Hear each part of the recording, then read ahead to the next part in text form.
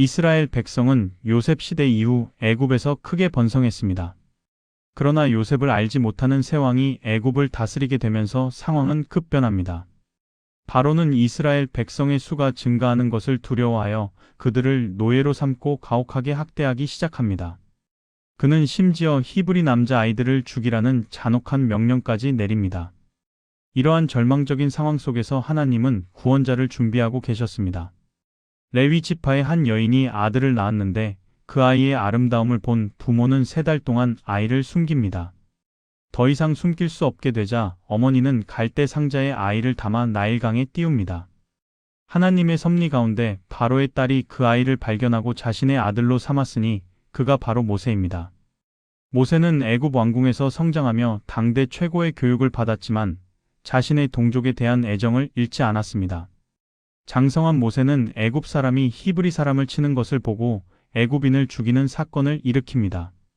이 일이 알려지자 모세는 미디안 광야로 도망쳐 목자의 삶을 살게 되는데 겉보기에는 실패한 듯 보이는 이 40년의 광야 생활은 실상 하나님께서 모세를 이스라엘의 지도자로 훈련시키는 기간이었습니다.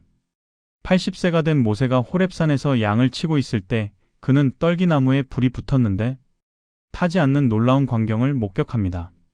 모세가 가까이 다가가자 하나님께서 떨기나무 가운데서 그를 부르시며 자신을 아브라함과 이삭과 야곱의 하나님이라고 소개하십니다. 하나님은 애굽에 있는 이스라엘 백성의 고통을 보았고 그들의 부르짖음을 들으셨다고 말씀하시며 모세를 통해 이스라엘을 애굽에서 인도하여 젖과 꿀이 흐르는 땅으로 데려가시겠다는 구원 계획을 밝히십니다. 모세는 자신의 부족함을 들어 여러 번 거절하지만 하나님은 내가 반드시 너와 함께 있으리라는 약속으로 그를 격려하십니다. 모세가 하나님의 이름을 묻자 하나님은 나는 스스로 있는 자니라고 대답하시며 자신의 영원하심과 자존성 그리고 신실하심을 계시하십니다. 모세와 아론은 바로에게 가서 이스라엘의 하나님 여호와께서 내 백성을 보내라고 말씀하신다고 요구합니다. 그러나 바로는 여호와가 누구이기에 내가 그의 말을 듣고 이스라엘을 보내겠느냐며 거절하고 오히려 이스라엘 백성의 노역을 더욱 가중시킵니다.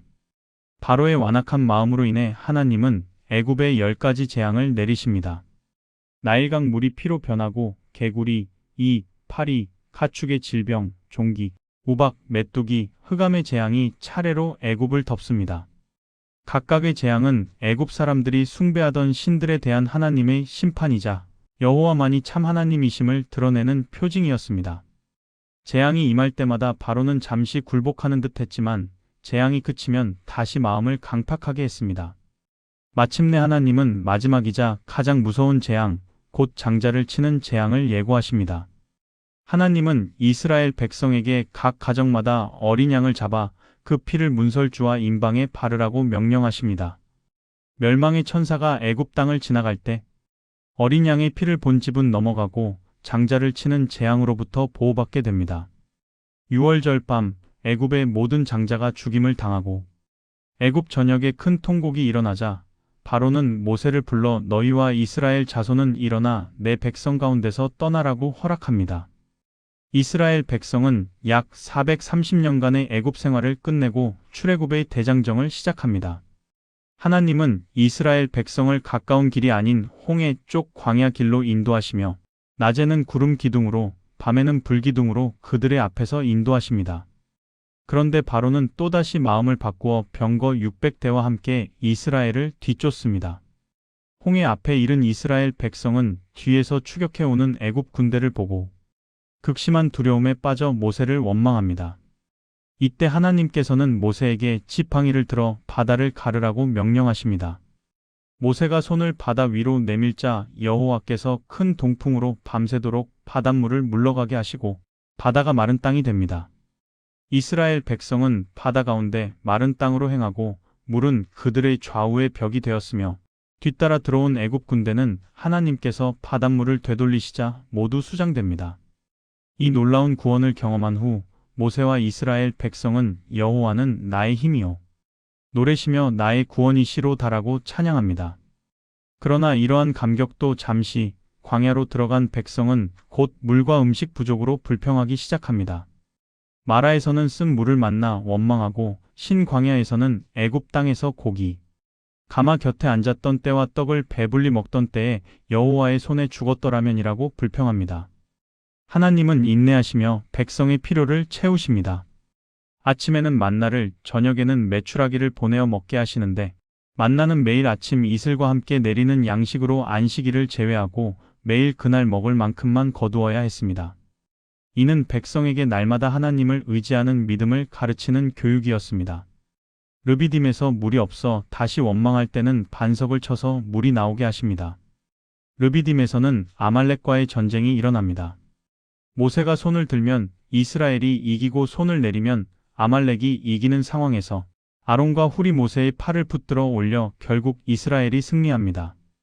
모세의 장인 이드로가 찾아와 모세가 홀로 백성의 모든 일을 판결하는 것을 보고 당신이 하는 일이 너무 중하니 혼자서는 할 수 없다며 1000부장, 100부장, 50부장, 10부장을 세워 작은 일은 그들이 판결하게 하라고 조언합니다. 모세는 이 지혜로운 조언을 받아들여 지도 체계를 정비합니다. 출애굽한 지 3개월째 되는 날 이스라엘 백성은 시내산에 도착합니다. 하나님은 모세를 산으로 부르시어 너희가 애굽 사람에게 내가 행한 일과 내가 어떻게 독수리 날개로 너희를 업어 내게로 인도하였음을 보았다며 너희가 내 말을 잘 듣고 내 언약을 지키면 너희는 내 소유가 되겠고 너희가 내게 대하여 제사장 나라가 되며 거룩한 백성이 되리라고 말씀하십니다. 백성은 사흘 동안 자신을 정결케 하고 준비합니다. 셋째 날에 시내산에 우레와 번개와 빽빽한 구름이 있고 나팔 소리가 매우 크게 들립니다. 산 전체가 연기에 쌓이고 여호와께서 불 가운데서 산 위에 강림하시니 온 산이 크게 진동합니다. 이 두려운 광경 속에서 하나님은 십계명을 선포하십니다. 나 외에는 다른 신들을 내게 두지 말라. 우상을 만들지 말라. 여호와의 이름을 망령되이 부르지 말라. 안식일을 기억하여 거룩히 지키라. 내 부모를 공경하라. 살인하지 말라. 간음하지 말라. 도둑질하지 말라. 거짓 증거하지 말라. 내 이웃의 소유를 탐내지 말라는 이 십계명은 하나님과의 관계와 이웃과의 관계를 규정하는 근본 율법으로 이스라엘뿐 아니라 모든 시대 모든 사람에게 적용되는 보편적인 도덕률의 기초가 됩니다. 십계명에 이어 하나님은 종에 관한 법, 폭행과 상해에 관한 법, 재산에 관한 법, 사회 정의에 관한 법, 안식일과 절기에 관한 법 등 각종 율례와 법도를 주십니다. 이 모든 율법은 공의와 긍휼이 조화를 이루며 약자를 보호하고 공동체의 질서를 유지하기 위한 하나님의 지혜가 담겨 있습니다. 백성은 여호와의 모든 말씀을 우리가 준행하리이다라고 응답하고 모세는 언약의 피를 백성에게 뿌려 언약을 확증합니다. 그 후 모세는 70인 장로들과 함께 산에 올라가 하나님께 경배하고 다시 홀로 산 위로 올라가 40일 40야를 머물며 하나님으로부터 계명과 법도를 받습니다. 하나님은 모세에게 내가 그들 중에 거할 성소를 그들이 나를 위하여 짓되 물은 내가 내게 보이는 대로 장막의 양식과 그 기구의 양식을 따라 지으라고 명령하십니다. 성막은 하나님께서 백성 가운데 거하시는 처소로 천상의 참 성전을 모형한 것입니다. 하나님은 성막의 모든 세부 사항을 정확하게 지시하십니다. 가장 중요한 것은 지성소의 둘법궤로 그 안에는 십계명이 새겨진 두 돌판이 보관됩니다. 법궤 위에는 속죄소가 있고 그 양쪽에 그룹 천사가 있어 이곳이 하나님께서 백성과 만나시는 장소가 됩니다. 성소에는 진설병상, 금 등대, 분향단이 놓이고 성막들에는 번제단과 물두멍이 배치됩니다. 하나님은 또한 제사장 제도를 제정하여 아론과 그의 아들들이 제사장으로 구별되어 하나님과 백성 사이를 중재하는 역할을 맡게 하십니다. 제사장의 의복도 상세히 지시되는데 대제사장의 애복과 흉패에는 12보석이 박혀 이스라엘 12지파를 대표하며 제사장은 백성을 마음에 품고 하나님 앞에 나아갑니다. 번제, 소제, 화목제 등 각종 제사 제도도 자세히 규정되는데 이러한 제사는 죄 용서와 하나님과의 화목을 위한 것으로 장차 오실 완전한 제사장이자 제물이신 예수 그리스도를 예표합니다. 그런데 모세가 산에서 오래 머무르자 산 아래 백성은 불안해하며 아론에게 와서 우리를 위하여 우리를 인도할 신을 만들라고 요구합니다. 아론은 백성의 압력에 굴복하여 그들의 금 귀고리를 모아 금송아지를 만들고 이스라엘아, 이는 너희를 애굽 땅에서 인도하여 낸 너희의 신이로다라고 선언합니다. 백성은 금송아지 앞에서 제사를 드리고 먹고 마시며 뛰놉니다. 산 위에서 하나님은 모세에게 백성이 타락하여 우상을 만들었다고 알리시며 진노하십니다. 그러나 모세는 여호와여, 어찌하여 애굽 땅에서 인도하여 내신 주의 백성에게 진노하시나이까? 주의 종 아브라함과 이삭과 이스라엘을 기억하소서라며 백성을 위해 간절히 중보합니다. 하나님은 모세의 간구를 들으시고 뜻을 돌이키십니다. 모세가 산에서 내려와 금송아지와 백성의 타락한 모습을 보고 심히 분노하여 손에 든 돌판을 산 아래로 던져 깨뜨립니다. 그는 금송아지를 불살라 가루로 만들어 물에 뿌려 이스라엘 자손에게 마시게 하고 누구든지 여호와의 편에 있는 자는 내게로 나아오라고 외칩니다. 레위 자손이 모여들어 우상 숭배의 주동자들을 처형합니다.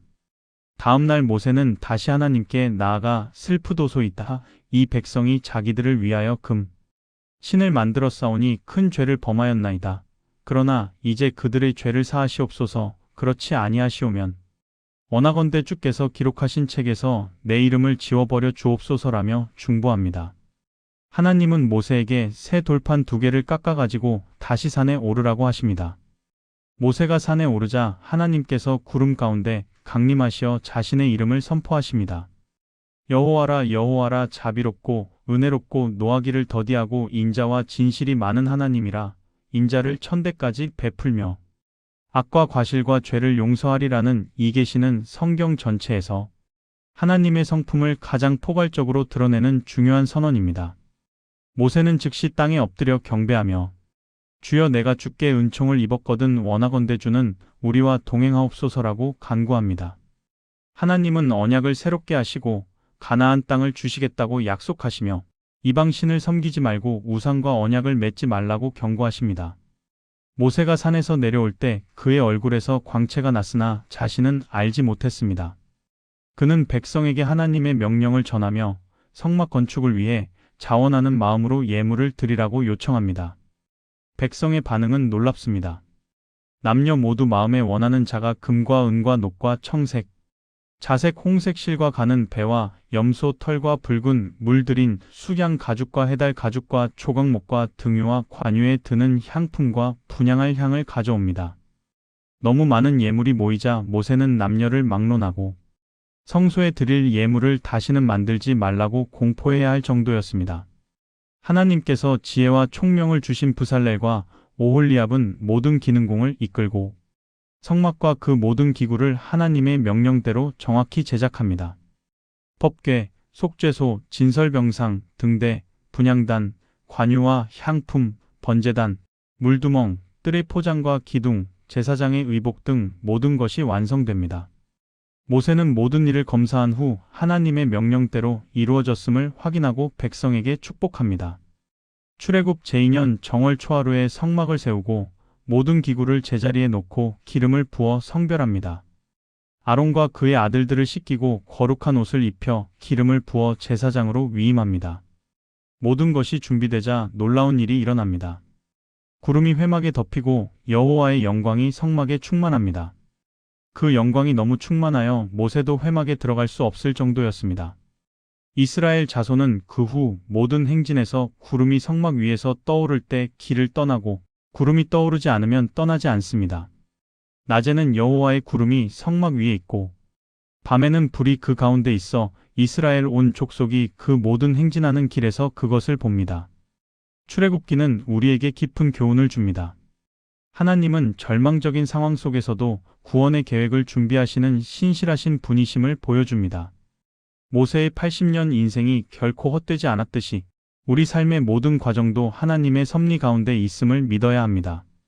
또한 하나님은 자비롭고 은혜로우시며 노하기를 더디하시는 분이지만 동시에 거룩하셔서 죄를 간과하지 않으시는 분이십니다.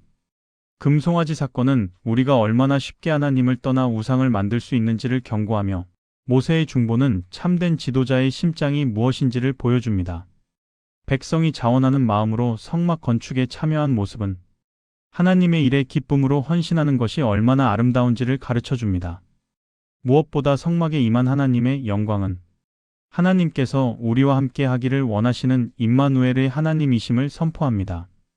이 출애굽의 이야기는 단순히 과거의 역사가 아니라 죄의 노예 상태에서 구원받아 하나님의 거룩한 백성으로 살아가는 모든 신자의 영적 여정을 보여주는 영원한 복음입니다.